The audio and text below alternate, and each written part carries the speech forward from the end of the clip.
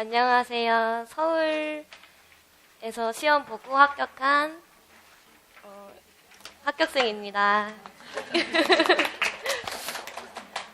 먼저 제가 말씀드리기 전에 저의 스타일을 먼저 말씀드리고 시작하려고 해요. 그래서 앞에 분은 되게 철저히 계획하시고 되게 고독 쌓일 것 같다고 이렇게 하셨는데 저는 약간 계획도 단기로 세우고 계속 융통성 있게 바꾸고 계획을 잘 세우지도 못하고 정리를 잘 하지도 못하는 스타일이기도 해서 단거나 같은 것도 안 했고 요약 정리 같은 것도 안 하고 그냥 계속 반복하고 읽었던 스타일이고요. 그리고 계획은 1주, 2주 단위 이 정도로 세우면서 계속 바꿔나가고 했었고 또 시간을 구애받지 않고 너무 스트레스 받지 않으려고 노력했고요. 또 1차 스터디는 하지 않았어요. 1차 스터디 하지 않고 집에서 독서실 가지 않고 집에서만 공부해서 혼자 개인 공부 시간을 많이 가지려고 했었고요. 또 제가 올빼미여가지고 늦게 한 새벽 5시까지 해서 자고 다음날 12시 넘어서 일어나고 그랬던 스타일이어서 분명 수험생 되게 많으신데 저 같은 분들도 있을 거라고 생각해서 제가 희망을 조금 드리려고 조금 편하게 말하려고 합니다. 그래서 이거 오늘 처음 받으셨을 것 같아서 이거 같이 보면서 말씀드릴게요. 먼저 논술을 말하려고 하는데 먼저 제 이야기를 하려고 하는데요. 제가 책 읽는 것도 별로 안 좋아하고 제 글솜씨도 없고 되게 읽는 것도 되게 느려서 논술을 원래 대학 시절부터 해서도 자신이 없었어요. 그런데 임용 논술 시험은 대학 시험과는 조금 다른 그냥 지문 안에 답이 있는 우리가 충분히 할 수 있는 논술이라고 생각해서 저도 뱃쌤 수업을 들으면서 하라는 대로 했고 많이 높은 점수는 아니지만 18점이라는 보통 점수로 받을 수 있었던 것 같습니다.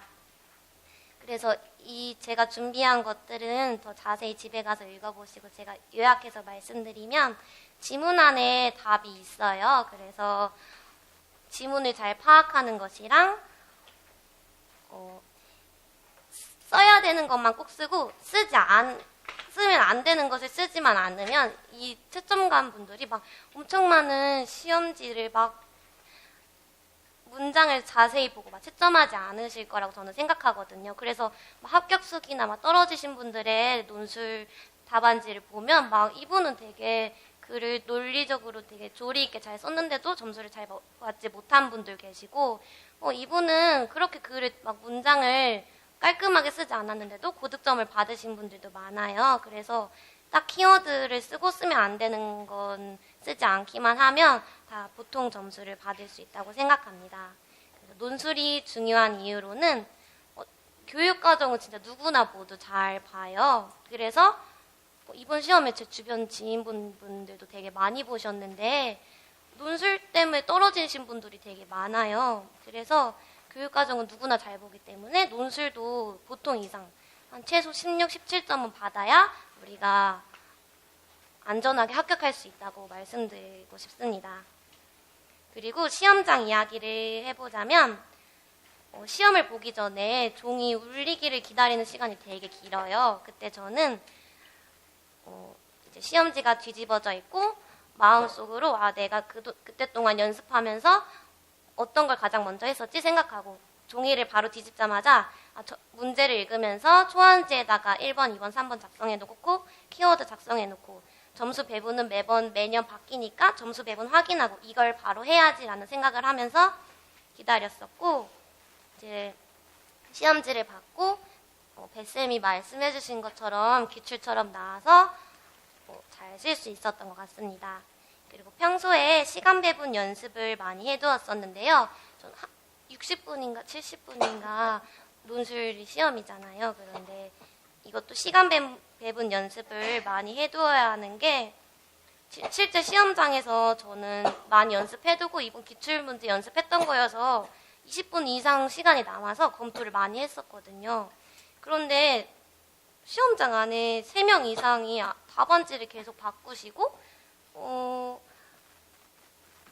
되게 쉬운 문제라고 생각하고 모두 금방 끝낼 수 있을 거라고 생각했는데 어떤 많은 분들이 답안지 계속 바꾸고 결국 마지막에 종이 쳤는데도 마지막 답안지에 반 이상을 쓰지 못하고 내신 분들이 되게 많았어요.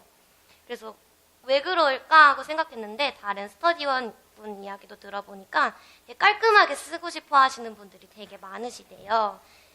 근데 저는 그런 것보다는 내용이 중요하다고 생각하거든요. 그래서 내가 하다가 이 부분이 마음에 안 들어. 내가 깔끔하게 쓰지 못해서 답안지를 바꾸고 싶어.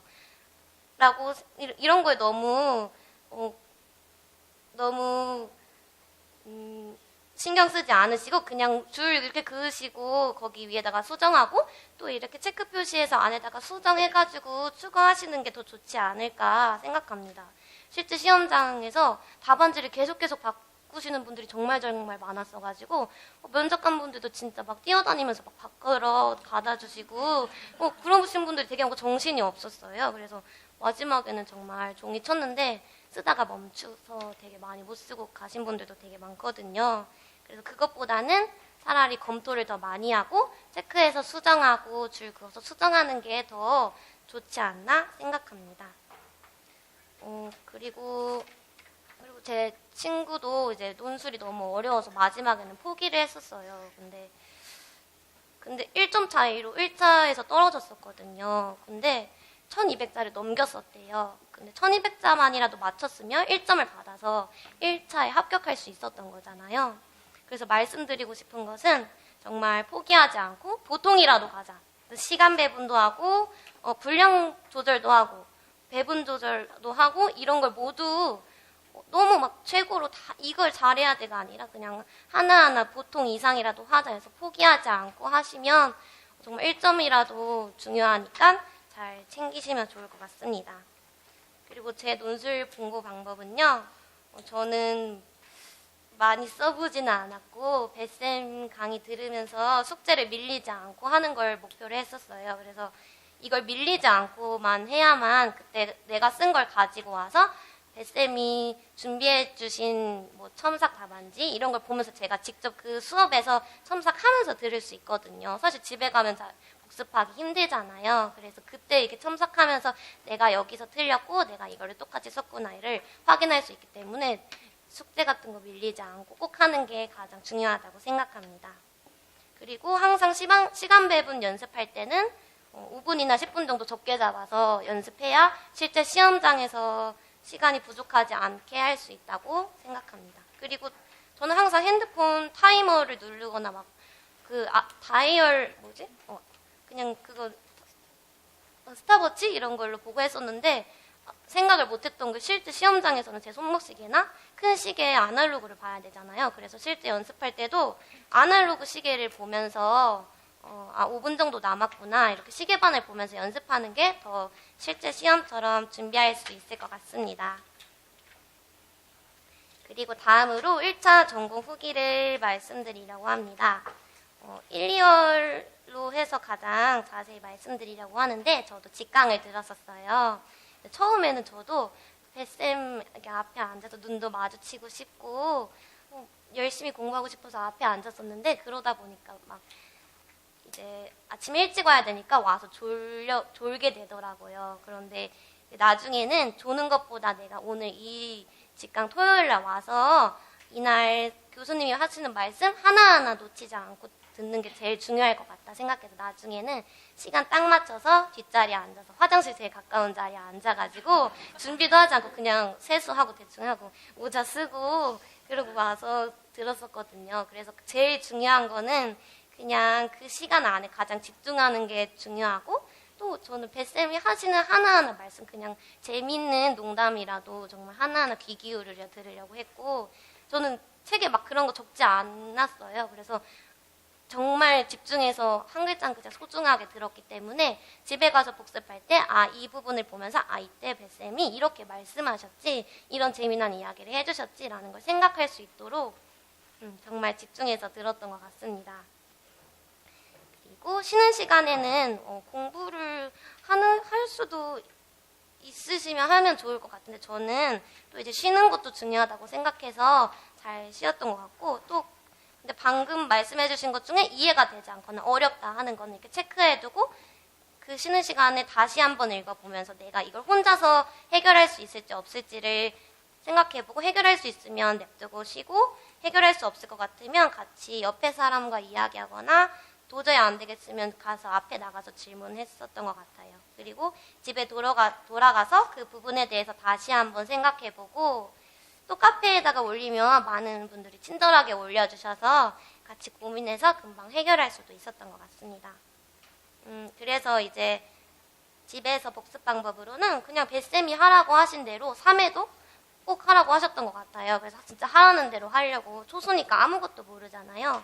그래서 그 지키려고 많이 노력했어요. 그래서 토요일 직강 기준으로 계획을 일주일 단위로 세웠는데 토요일날 듣고 일요일날 1회독, 월요일날 2회독, 화요일날 3회독 이렇게 하려고 했고 나머지는 뭐 기출을 중간에 시작해도 된다고 하실 때 기출했었고 당연히 밀릴 수 있으니까 밀렸던 거 이때 하면서 그냥 뱃쌤이 하라고 하시는 대로 했던 것 같습니다.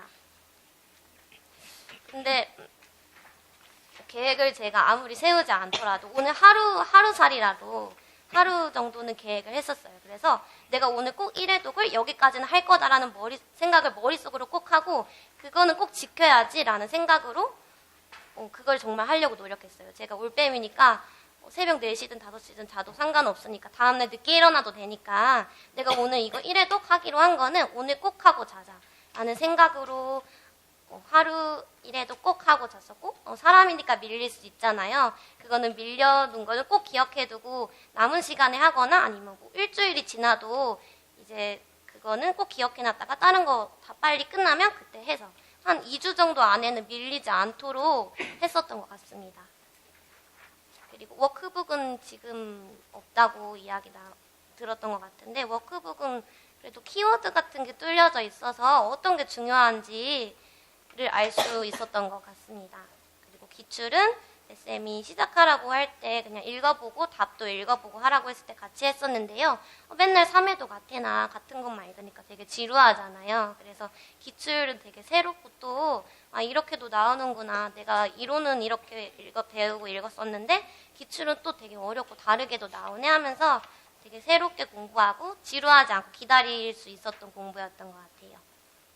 그리고 뱃쌤의 공부 방법 말고 저만의 공부 방법을 말씀드리자면 저는 책을 되게 안 읽고 좋아하지 않아서 책을 되게 엄청 오래 읽어야만 이해할 수 있어요. 그래서 문장 하나를 읽을 때 꼭 이해가 돼야만 넘어갈 수 있도록 해요. 그래서 막 슬래시를 끊으면서 막 영어 막 나누는 것처럼 문장을 막 이렇게 나누면서 글 문장 하나하나를 정말 이해할 수 있을 때까지 계속 읽어보고 슬래시로 끊어서 읽고 그러면서 이 단어가 이런 뜻이고 이 단어가 말하는 게 이 문장이 말하는 게 무슨 뜻이고 라는 걸 이해하고 넘기면서 책을 분석하면서 읽었었고 또 그냥 읽는 게 아니라 분명히 책을 읽으면서 이게 왜 이런 이론이지라는 상상을 분명히 사람들이 하잖아요. 책을 읽으면서. 그래서 분명히 상상을 하면서 내 경험도 떠올려보고 아니면 내 생각, 가치관을 분명히 떠올리실 거예요. 공부를 집중해서 하시고 이해를 하려고 하신다면 그러면서 같이 비교해보면서 읽어보고 또 의미도 부여해보면서 하면 그게 기억에 되게 오래오래 남고 나중에 면접 때도 되게 도움이 되거든요. 그래서 이런 게 계속해서 암기하지 않고 계속 생각하면서 읽으면 장기 기억이 되는 것 같아요. 그리고 저는 공부 내용을 일상에서도 놓지 않았습니다. 친구하고 막 이렇게 그냥 공부 다 끝나고 카톡으로 막 이렇게 대화하는데 막 그래 걔는 진짜 정말 양심도 없지 막 이러면서 그냥 사담을 하잖아요. 그런데 양심? 자아이상?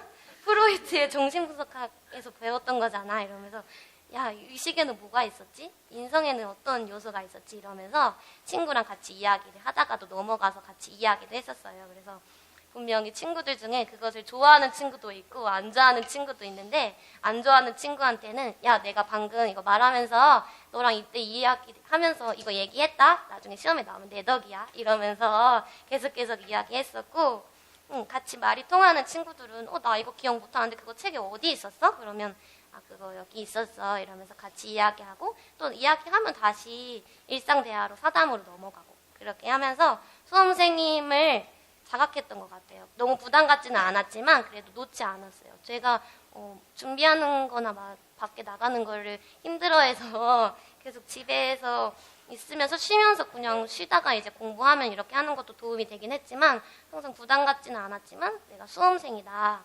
1년 동안 공부를 해야 된다. 이런 거는 자각하면서 친구랑 대화할 때도 놓지 않았던 것 같습니다. 그리고 수험생분들이 가장 이때 중요시하는 게 공부 시간이라고 생각해요. 그래서 다들 공부 몇 시간씩 하는지 가장 궁금해 하실 것 같은데, 저는 그게 스트레스 받을 것 같다고 생각했어요. 처음에는 재보기도 했는데 잘 채워지지도 않고 괜히 자존감만 낮아지고, 그래서 나중에는 재지 않았는데 그냥 도구로 제가 이 단원을 읽으면서 얼마나 걸리나 정도의 도구를 사용하는데 시간 재는 걸 사용했었고요. 그래서 처음에는 뭐 4시간 이 정도밖에 공부하지 않았던 것 같아요. 한 해독 하면 4시간 정도 걸렸었던 것 같아서 되게 천천히 읽고 꼼꼼히 읽어서 그 정도 걸렸었던 것 같고, 처음부터 많이 하면 나중에 지치기 때문에 너무 공부 시간에 너무 그런 생각 가지지 않으셔도 될 것 같아요. 오히려 짧게 공부하신 분들이 더 많이 붙기도 하고, 4, 5개월 공부하고 붙은 지인들도 되게 많거든요. 그래서 처음부터 너무 9시간, 10시간 이렇게 하면 진짜 1년 공부인데 나중에 지칠 수 있다고 생각하거든요. 그래서 지치지 않게 하는 게 중요할 것 같고, 또 이게 제가 책을 읽는데 얼마나 시간이 걸리는지 도구로 사용한다고 했잖아요. 그거를 계속하면 이제 시간을 몸으로 익히게 돼요. 그래서 1시간이 이 정도면 지났구나라는 걸 생각할 수 있게 되는데, 이런 게 시험장에서 되게 중요하거든요. 계속 시계 볼 수 없잖아요. 그래서 몸으로 이 정도면 몇 분 지났겠구나. 이게 저는 대충 맞았었거든요. 그래서 그런 걸 시간을 계속 틀어놓고 내가 이 정도 1시간 지나가는구나. 몸을 익히면 시험장에서 분명히 도움이 될 거라고 생각합니다. 그리고 공부랑 휴식에 대해서 말씀드리면, 아까 말했던 것처럼 그냥 올빼미여서 늦게 일어나도 자는 시간 미루어서 꼭 하려고 했었고, 많이 쉬기도 했지만 놀 땐 놀고 할 땐 하자. 하지만 할 때 집중하자. 토요일에 직관 다녀와서 공부하기 되게 힘들잖아요. 그래서 그래, 토요일은 오히려 부담 가지지 않고 강의 듣고 쉬자. 그리고 일요일부터 일해독하자. 이렇게 하면서 했었던 것 같고요. 그래서 토요일 직강 시간은 정말 기다렸어요. 그때 끝나고 약속 잡고 그랬었거든요. 그래서 토요일은 뱃쌤의 새로운 강의 들을 수 있다. 그리고 끝나고는 놀 수 있다. 라는 생각으로 기다리면서 공부했습니다. 그리고 3월부터 이제는 간단하게 적었어요. 앞에 공부 방법대로 분명히 뱃쌤이 다 하라고 방법도 말씀해 주시잖아요. 몇 회독 해라, 어떻게 하라. 그래서 그때 가면서 이거 찾아서 읽어보시면 이해되실 것 같아요. 그래서 강론 읽으면서 총론도 같이 복습 한 번 더 하고, 총론 한 번 더 복습했으면 균형 맞추려고 강론도 나중에 또 복습하고, 이렇게 해서 균형 맞춰서 공부하려고 했습니다. 그리고 이제 고시문하고 법공부도 우리가 해야 되잖아요. 근데 고시문도 막 되게 소홀했던 때도 있었어요. 근데 처음에는 다 해보잖아요. 근데 한 번씩 손으로 써보면서 대신 이해하면서 그냥 쓰는 게 아니라 왜 이거를 사람들이 고시문에 이걸 적어놨지 하면서 생각하려고 많이 했고, 이해하려고 했고, 왜 3세는 이걸 적어놨고 4세는 왜 이걸 적어놨고 생각해보고, 이해되지 않더라도 그냥 의미를 부여했어요. 3세는 이렇게 하니까 이걸 적었겠구나 하면서 연결해서 외우고, 4세는 이 정도 되겠구나 라는 걸 연결해서 외우려고 노력했습니다. 그래서 그거를 1월부터 했었더니 되게 사실은 5월부터 8월까지 되게 소홀했어요. 고시문에 그냥 많이 써보지도 않고. 근데 그걸 앞에서 이해하면서 했더니 나중에 벼락치기 할 때 금방금방 내용이 생각나고, 그래서 그냥 써질 수 있더라고요. 그래서 나중에는 이제 그 내용을 떠올리면서 암기를 하니까 그거 내용 같은 거 쓰면서 한 글자 한 글자 같이 붙여나가면서 그렇게 외웠던 것 같습니다. 그리고 법 공부도 뱃쌤이 나중에 법자료 주시면서 문풀 때 단원에 맞춰서 주시거든요. 그래서 나중에 복습할 때도 이 문풀 1단원을 할 때 그때 주셨던 법자료 그때 같이 보면서 복습을 같이 했어요. 그래서 자연스럽게 법 공부도 같이 복습을 많이 할 수 있었던 것 같습니다. 그리고 6월, 7월부터는 이제 모의고사가 모의고사가 아니라 문제풀이가 들어가니까 그래도 시간을 계속 되게 더 늘리게 되잖아요. 이때는 한 6시간이 보통이었고 최대는 뭐 8시간, 그리고 나중에 한 8월 말에는 12시간도 했었던 것 같아요. 근데 12시간 해본 거 한 3번? 4번? 이 정도고 평균 6시간? 그리고 잘 되면 8시간? 그리고 그냥 가끔 12시간 이렇게 했던 거지 놀라시지 않아도 돼요. 그래서 시간은 이때부터 쟀는데 이때는 그래도 남들은 어느 정도 하지? 궁금하기도 하고 공휴일에도 공부하는 사람이 우리밖에 없잖아요. 그래서 스터디 헬퍼라는 앱을 깔아서 미션 같은 거 하지 않고 몇 시 일어나는 거 이런 거 하지 않고 그냥 다른 사람은 지금 몇 시부터 했었지? 그리고 몇 시간째 하고 있지? 이런 거 볼 수 있거든요. 그러면서 나는 이때부터 시작해서 오늘은 몇 시간 했다. 어제는 몇 시간 했는데 오늘도 뭐 비슷하게 했는데 30분만 더 해볼까? 이렇게 하면서 할 수 있었던 것 같고 공휴일에도 다 같이 공부하는 게 보이니까 위로받을 수 있었던 것 같아요. 남들 쉬고 놀 때 나도 같이 임용 수험생들이 있구나라는 걸 느낄 수 있어서 그런 시간을 구애받는 것보다는 그런 위로받으려고 공부를 했었던 것 같고요. 여름이 되면 정말 지쳐요. 그리고 체력도 약해져요. 제가 이렇게 조는지도 몰랐는데 진짜 여름이 되면 너무 힘들고 덥고 에어컨 틀어놔도 그냥 몸이 너무 힘들고 그러니까 진짜 졸고 있더라고요. 제가 졸기 싫은데 막 때리면서 머리 이러면서 했었는데 그때부터 막 감기는 약, 피로회복 이런 거 먹고 비타민 먹고 루테인도 먹고 한 번에 약 되게 많이 먹었고요. 헬스도 2달 정도 했었어요. 근데 만약 가능하시다면 지금부터 그냥 간단한 운동, 헬스 아니더라도 그냥 집에서 간단한 운동 하시면 좋을 것 같아요. 아무래도 운동 해보니까 공부하는 거랑 신경 쓰려면 되게 힘들더라고요. 그래서 헬스장 시간도 일찍 닫으면 내가 밤에 헬스를 하려고 하는데 헬스장 가려면 공부도 내가 탄력 오늘 받았는데 이거 끊어내고 헬스장 가야 되잖아요. 그런 게 되게 신경 쓰이더라고요. 그래서 할 수만 있다면 그냥 간단하게 지속적으로 처음부터 집에서 그냥 그런 거 하면 좋을 것 같아요. 그리고 9월을 이제 말씀드리자면 이때는 모의고사 보는데 이때도 그냥 계속 아날로그 손목시계 가져와서 시험장에 있는 것처럼 연습하면 좋을 것 같고 저는 오답노트 따로 하지 않고 쌤이 모의고사 문제는 계속 읽을 필요 없고 그냥 내가 틀린 거 맞은 거 확인하면서 그거 확인하면서 그냥 문풀이랑 아테나를 더 많이 읽으시라고 했었거든요. 그래서 틀린 거를 저는 문풀에다가 단거나를 했는데 그런 사람들이 하는 단거나가 아니라 문풀에다가 아테나에 빠진 것들을 적어놓고 또 아테나랑 없는 거에 모의고사에 나왔는데 없는 이론을 문풀에다가 적어놓고 그래서 저는 문풀을 계속 봤었어요. 그래서 한 책에다가 정리를 해서 단거나를 했다고 했는데 모의고사 보고 맞은 것도 다시 한번 봐야 되고 틀린 거는 틀리면 그걸 내가 잊었었던 건데 그리고 내가 알고 있었던 건데 틀리면 이게 그게 아니었구나 하면서 확인할 수 있기 때문에 틀려도 너무 주눅들지 말고 좋은 마음으로 정리 잘해서 문풀에다 정리해놓고 계속해서 복습하시면 될 것 같아요.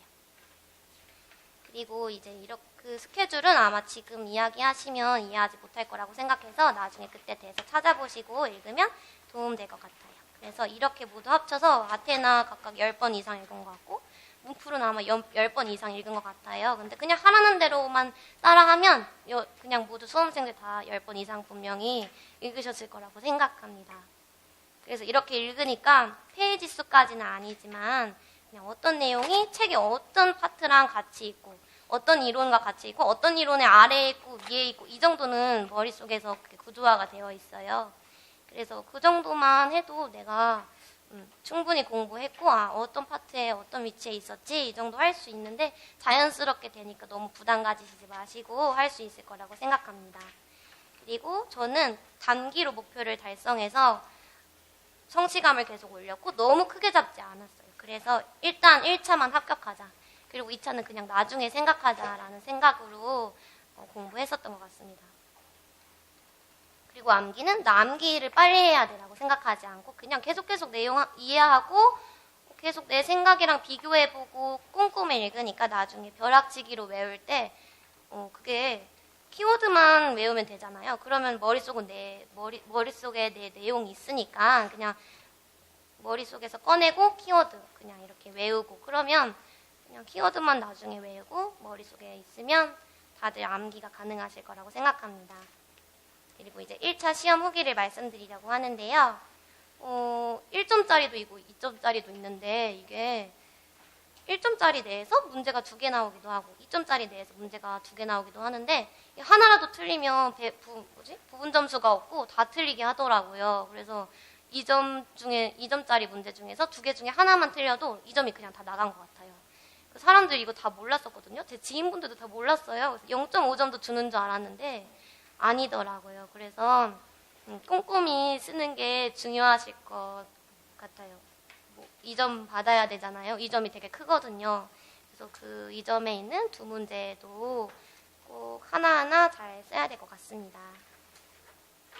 그리고 이 시험 배분 연습, 시간 배분 연습도 잘 해야 되고 항상 실제 시험보다 시간 줄여서 5분에서 10분 정도 줄여서 연습하는 게 좋고 실제 이번 시험이 다들 난이도가 쉬웠다고 하잖아요. 그래서 다들 30분 이상 시간이 남았었던 것 같아요. 다들 되게 빨리 끝내고 검토 많이 하더라고요. 그래서 저도 시간이 30분 이상 남았던 것 같아요. 그래서 검토를 3번 이상 했거든요.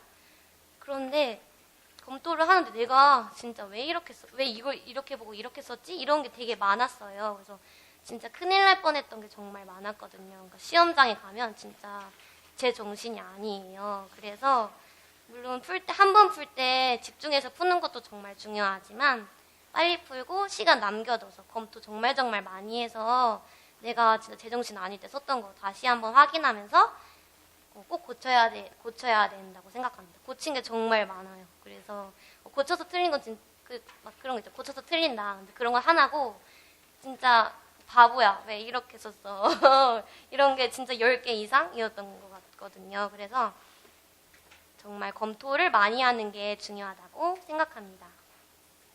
그리고 이제 1차 시험이 끝나면 2차 강의가 있잖아요. 근데 1차 내가 못 본 것 같다 싶더라도 꼭 2차 강의를 들으는 게 좋다고 말씀드리고 싶어요. 왜냐면 이게 스펙이 돼요. 나중에 2차는 꼭 스터디를 하셔야 되거든요.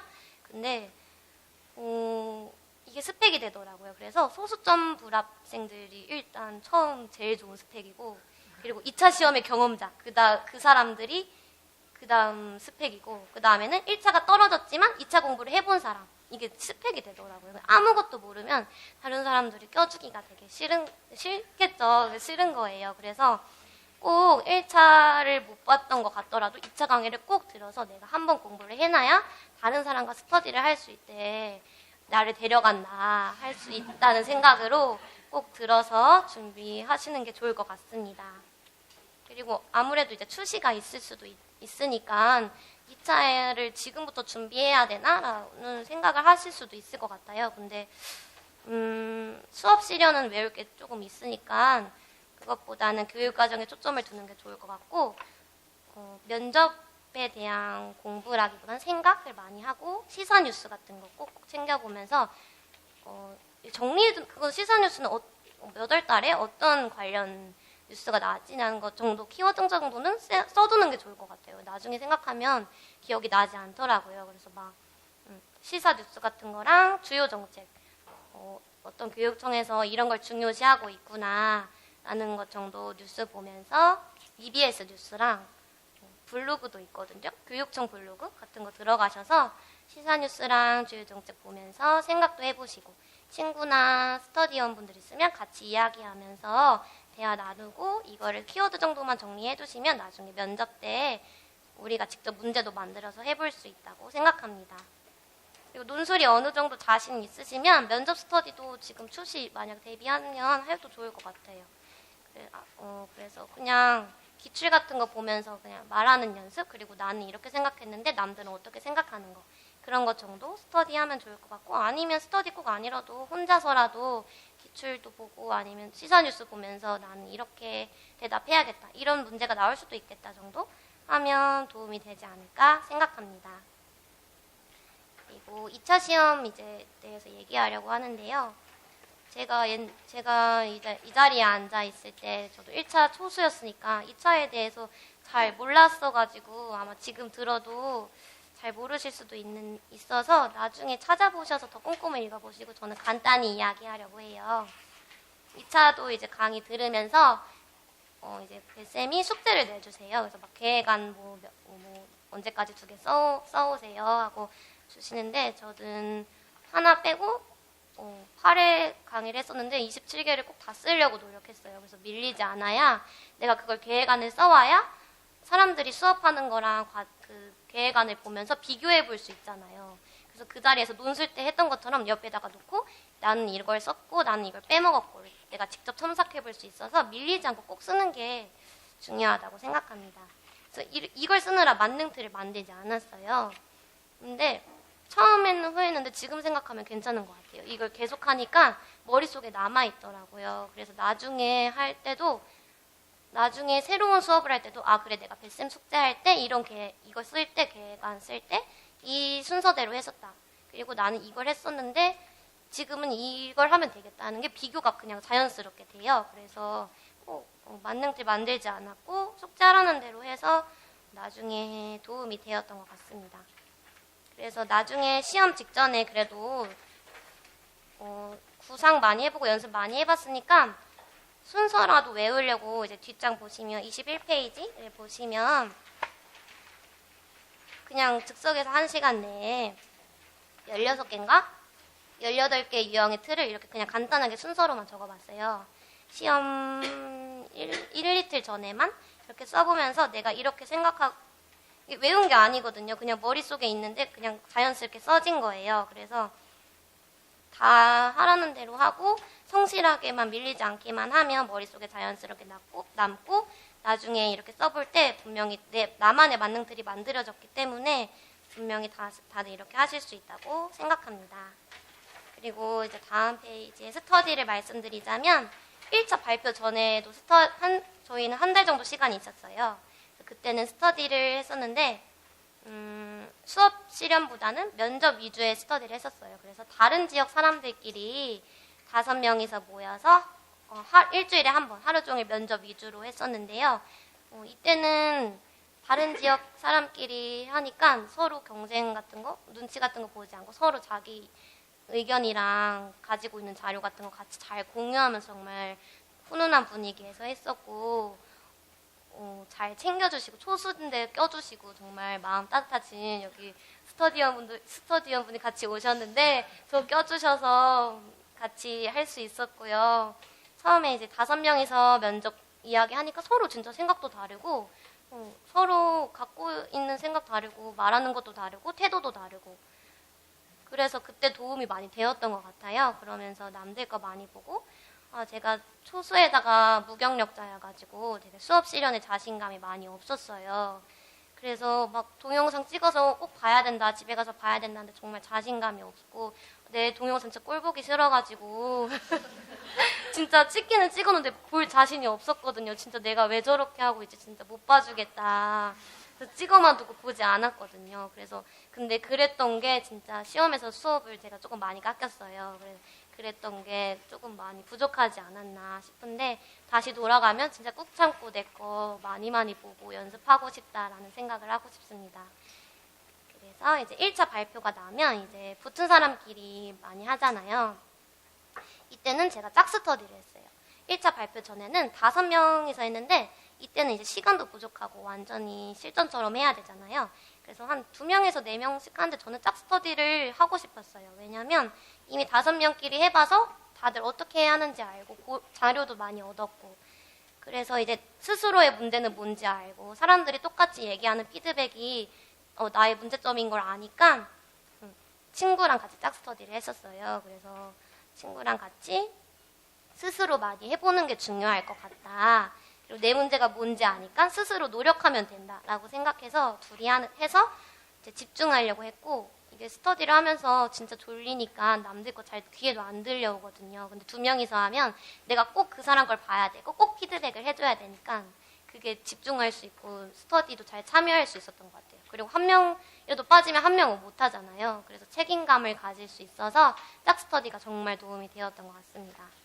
그래서 이제 이렇게 표를 저는 정리를 잘 못하는데 제 짝스터디 분이 정리 왕이셔가지고 이렇게 표를 만들어 주셨었어요. 그래서 여기 보시면 이제 9시부터 7시까지 월화수목금토를 했었거든요. 근데 가끔 쉬기도 했었는데 9시부터 12시까지 과정안을 하루에 2개 써보고 1시간은 각자 피드백, 비교해보고 같은 걸 쓰면서 비교해보는 시간을 가졌고 점심 먹고 1시부터 5시까지 나 2개, 짝 2개 이렇게 수업 실현을 했었어요. 대신 15분 동안 이걸 구상을 써봐야 돼요. 구상실에서 하는 거 연습하는 걸. 그거를 나랑 짝스터디가 같은 걸 가지고 구상을 해보았고요. 대신 수업은 한 명만 이렇게 하고 그래서 2개 하고 나는 집에 가서 내가 안 해본 거, 짝만 해본 거 대신 구상을 해둔 걸 집에 가서 내가 수업을 해봤고 또 내가 수업 실은 짝스터디 앞에서 했는데 부족했던 거 그것도 집에서 다시 집에 돌아가서 했었던 것 같습니다. 그래서 보시면 월화수 이렇게 3일 동안 18개 유형 다 해볼 수 있도록 계획을 짠 거예요. 2명이서 하니까 18개 할 수 있더라고요. 다른 인원이 많아지면 하기 좀 힘들고 내가 많이 해보기 힘든데 저는 이렇게 하니까 제가 스스로 많이 해볼 수 있었고요. 월화수의 과정안 유형을 이렇게 했으면 목금토에 과정안을 했던 거를 수업 실현으로 바꿔서 넣어보고 또 수업 실현에서 짝이 동극이랑 수조작을 했으면 목금토에 나는 동극이랑 수조작을 하도록 해서 바꿔서 해서 스터디원도 다 해보고 나도 다 해보고 대신 겹치지 않게 구상은 다 같이 하니까 3일에 18개 유형 한 번씩은 꼭 볼 수 있도록 해서 계획 짰습니다. 이거 정말 좋은 계획이었던 것 같거든요. 그래서 나중에 2차 수업 준비하실 때 이 계획표 꼭 보시면서 짜면 좋으실 것 같아요. 그리고 면접도 구상형 하나, 즉답 2개 이렇게 해서 이게 주제를 쌤이 6개인가 7개로 나누어서 면접을 알려주세요. 그래서 이것도 나 3개, 다른 사람 3개 이렇게 해서 6개 하루에 한 번씩 돌릴 수 있도록 나누어서 주제도 나누어서 했습니다.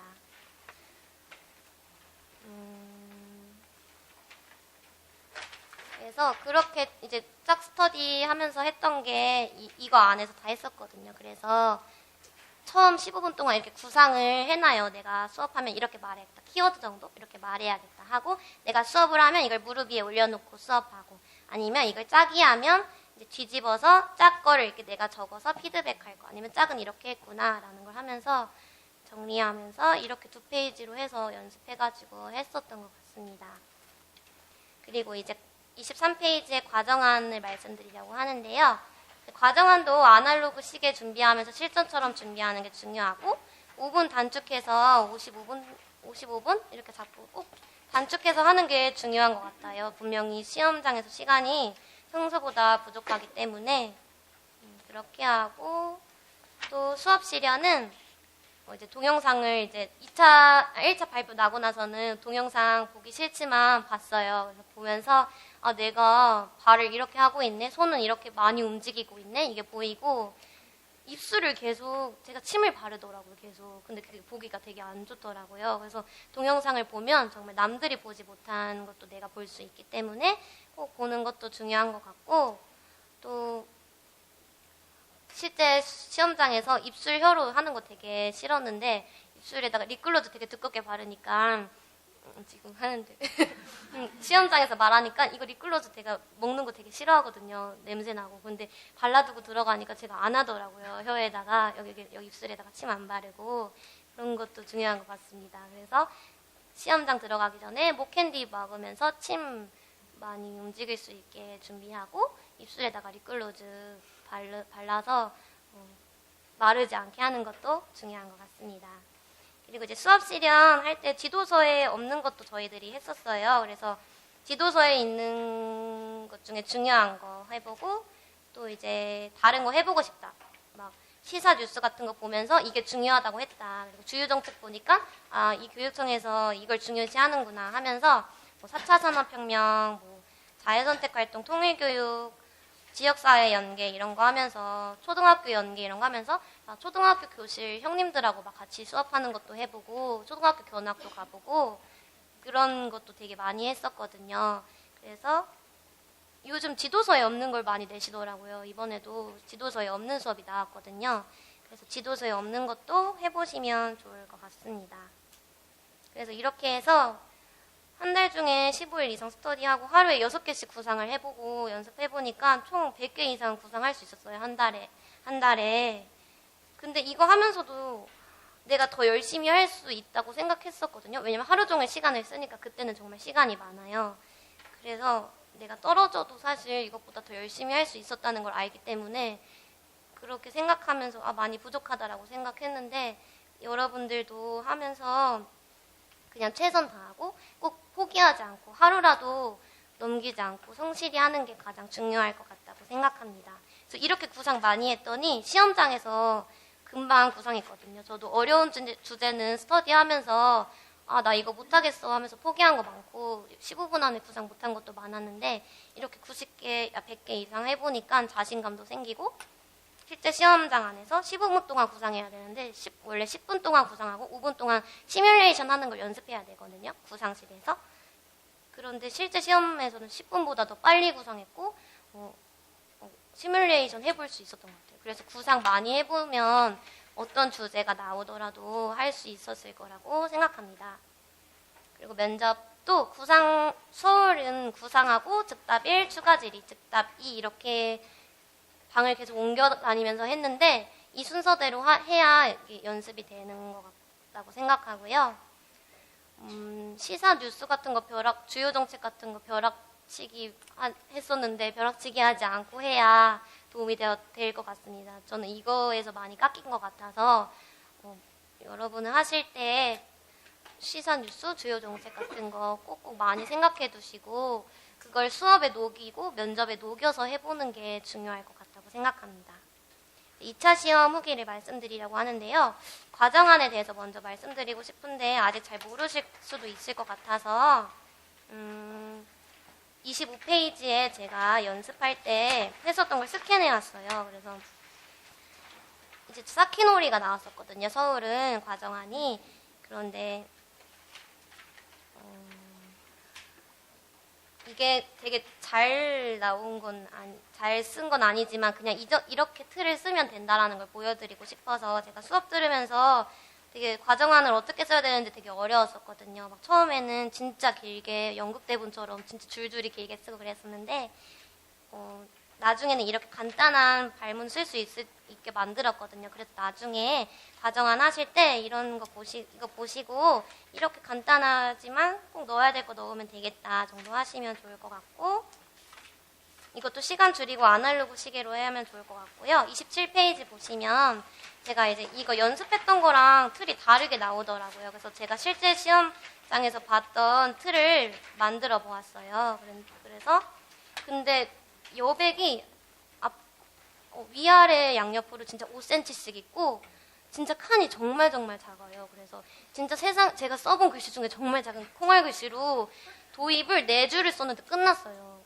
그러니까 엄청 작거든요. 그래서 그런 거 생각하시고 직접 틀 만드셔서 연습하면 좋을 것 같고 그게 2, 3cm 정도 될 것 같아요. 그리고 막 활동평가도 처음에는 유아평가, 교육과정평가 그거 나눠서 했었는데 실제 시험장에서는 그냥 활동평가라고 나오더라고요. 근데 분명히 2개 다 써야 되거든요. 그래서 칸도 되게 작은데 그래서 콩알 글씨로 진짜 2개 다 써야 되는 거 알아두시고 만들어서 실제처럼 쓰시면 좋을 것 같습니다. 그리고 면접은 정말 자신감이 중요한 것 같아요. 저는 면접이 정말 많이 깎일 거라고 생각했거든요. 그런데 앞에 분이 포부 얘기하시거나 뭐 감사 인사할 때 저는 밖에서 기다리고 있어요. 그런데 소리가 들리잖아요. 근데 목소리가 정말 크신 거예요. 정말 가녀리고 진짜 미동도 없으시던 분이셨는데 대기실에서 앞에 가서 나가보니까 진짜 큰 목소리로 진짜 밝게 하시는 게 들리는 거예요. 그래서 내가 최대 목소리를 크게 해도 이 사람보다 작겠다. 그럼 내가 상대적으로 작게 들릴 텐데 라는 생각을 하면서 정말 크게 하려고 노력했고 그 다음 분이 저희 스터디 분이 들어가셨는데 제 목소리 진짜 우렁차고 컸다고 하셨거든요. 그래서 자신감하고 목소리 큰 것도 중요하고 웃는 것도 중요하다고 생각하고 실제 시험장에서 면접관분들이 연기를 하시는 것 같아요. 막 진짜 눈을 무섭게 치켜뜨고 노려보시기도 하시고 막 기지개를 진짜 이렇게 펴시고 막 하품도 이렇게 막 하시거든요. 그러면 아무래도 계속 쳐다봐야 되는데 보면 멈칫하게 돼요. 그런데 그거를 보면서 아 이분이 지금 면접관 하시면서 연기하고 계시는구나 그런 생각하면서 아 나를 당황시키려고 지금 이러시는구나 라는 생각을 하면서 굴하지 않고 쫄지 않고 눈 마주치면서 그런 분께 더 웃어드렸어요. 나는 지지 않는다. 아 연기하는 거 알고 있다 이러면서 웃으면서 얘기하고 눈 피하지 않으려고 노력하면서 자신감 있게 하려고 했습니다. 그리고 면접 구상실에 시계가 없었어요. 아날로그 시계조차도 없었어요. 그래서 15분을 구상해야 되는 10분을 구상해야 되나? 5분인가요?